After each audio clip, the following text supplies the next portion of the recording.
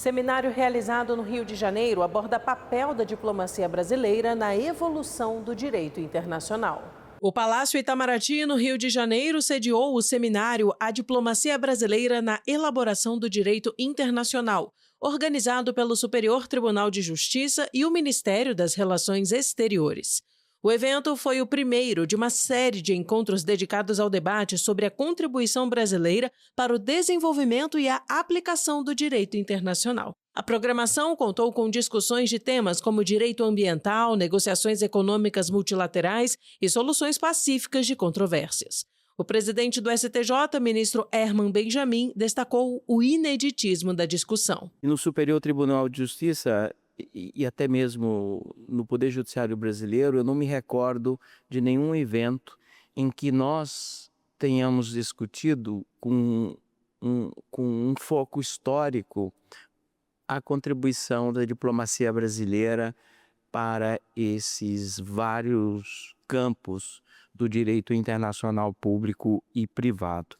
O ministro das Relações Exteriores, Mauro Vieira, disse que diplomacia e direito são duas formas de linguagem indispensáveis na cooperação entre Estados. Para ilustrar essa interação entre diplomacia e direito, vale recordar um antigo aforisma francês que diz que todo argumento diplomático termina por transformar-se num argumento jurídico e que todo argumento jurídico em um argumento diplomático.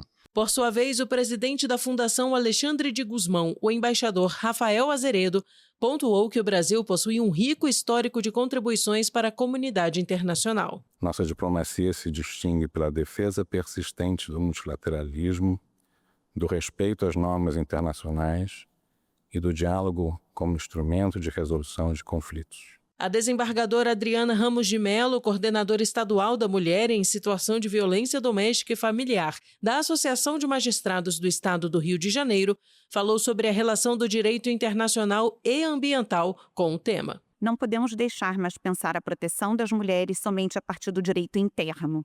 A resposta precisa ser articulada com o direito internacional dos direitos humanos e com o direito internacional ambiental. O primeiro painel discutiu a evolução do direito ambiental. O ministro Herman Benjamin resgatou bastidores da Conferência de Estocolmo em 1972, quando os debates ainda eram limitados e não incluíam princípios hoje essenciais. A Assembleia Geral das Nações Unidas, já em 1968, deu início ao processo de preparação e dividiu as tarefas entre Unesco com a parte verde e a Organização Mundial de Saúde com a parte da poluição.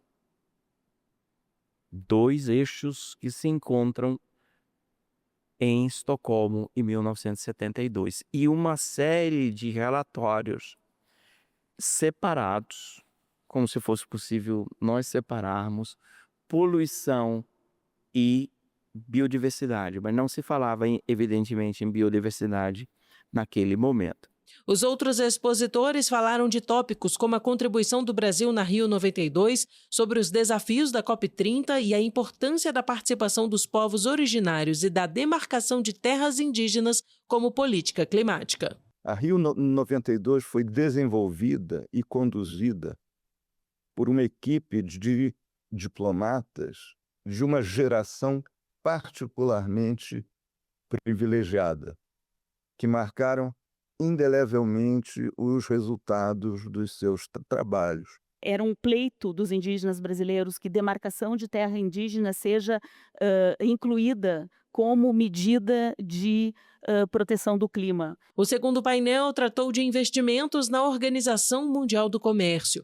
Foram tratados temas como o modelo brasileiro de acordos, o papel do Brasil nos pactos de comércio e a concorrência como tema mais sensível, sobretudo em economias com subsídios. Esse acordo tem essa função de ser um grande gestor, né, das relações de investimento. Então, de um acompanhamento da existência desses canais de comunicação, né, nos diferentes países que são parte desses acordos, que são, na sua grande maioria, acordos bilaterais. Do ponto de vista da relevância para o Brasil, O acordo ele consolida, então, a narrativa brasileira, segundo a qual o investimento estrangeiro ele deve servir ao desenvolvimento produtivo, diversificação da economia e inovação tecnológica. O Brasil é membro fundador do GATT 47, e um país que reconhece a assimetria de poder, a assimetria econômica e é capaz de propor soluções que atendam ao espectro muito diverso de países, como é o espectro da OMC.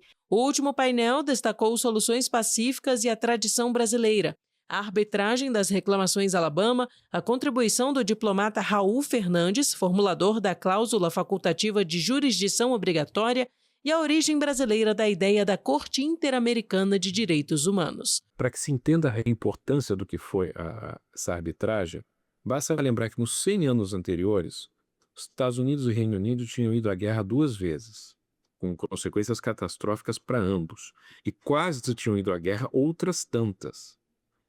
Né? Nos 100 anos posteriores, são os anos da Aliança Transatlântica. Esse caso ele realmente muda o perfil das relações transatlânticas entre as duas maiores potências da época, e que seriam as maiores potências do século XX. Raul Fernandes tinha 2 grandes vocações, o direito, mas também a política. Por isso, no decorrer da sua vida, as carreiras de jurista e de político vão se condicionando uma à outra e revelando a capacidade de enlaçar direito e política, bem como de fazer do direito instrumento básico para a solução de problemas políticos com que se defrontou tanto no campo nacional como no campo mundial. Direitos humanos foram parte de vocabulários diferentes para povos diferentes, em momentos diferentes, em lutas e contextos políticos diferentes. Este ano, pela primeira vez na história deste país, posso roubar a expressão, nós temos 40% de mulheres nesta nova turma que vai entrar. A gente precisa dialogar com todos os setores e aqui hoje a gente dialoga na contribuição do direito internacional, que diplomacia é respeito, cooperação e é diálogo. Todos nós devemos refletir as relações que importam da diplomacia e a evolução do direito internacional. O diálogo entre judiciário e diplomacia tem que se fazer presente. O evento completo está disponível no canal do STJ no YouTube.